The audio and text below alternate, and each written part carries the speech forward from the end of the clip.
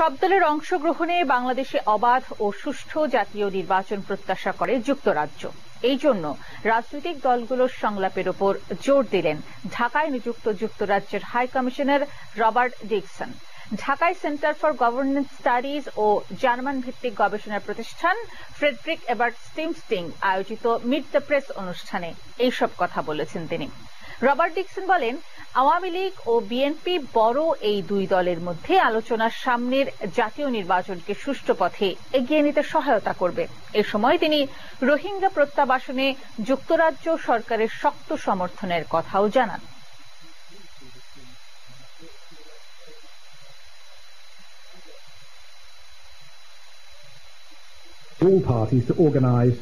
বাংলাদেশের উন্নয়ন অব্যাহত রাখতে নির্বাচন অবাধ ও সুষ্ঠু হওয়া জরুরি। সব দলের অংশগ্রহণে একটি সুষ্ঠু নির্বাচন দেখতে চায় যুক্তরাজ্য। এক্ষেত্রে নির্বাচন কমিশন গঠনমূলক ভূমিকা পালন করতে পারে। 1 সেপ্টেম্বর